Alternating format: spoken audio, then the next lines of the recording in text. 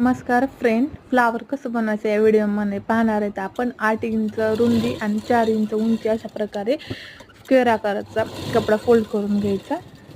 व्यवस्थित दोन्ही तिन्ही साईडने व्यवस्थित स्टिच करून घ्यायचं आणि थोडासा अंतर ठेवायचा आपल्याला, जेणेकरून फोल्ड करता येईल।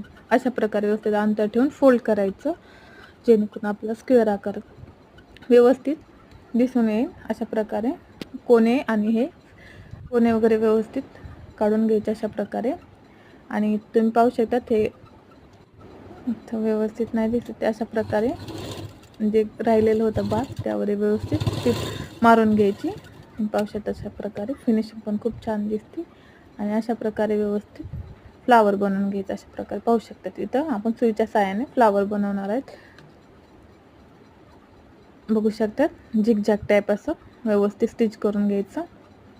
या व्हिडिओमध्ये व्यवस्थित दिसत नाही, पण अशा प्रकारे व्यवस्थित शिवून घ्यायचं आणि व्यवस्थित गोल राऊंड मध्ये बघू शकता अशा प्रकारे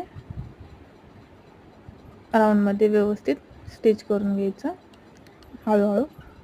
बघू शकता किती छान फ्लावर बनलेला आहे। तुम्ही ब्लाउजवर, ड्रेसवर, बेल्टवर, लहान मुलांच्या फ्रॉकवर अटॅच करू शकता। लुक खूप छान दिसून येतो फ्लावरमुळं। अशा प्रकारे बटन्स अटॅच करू शकता तुम्हाला हवं त्या डिझाईनचं।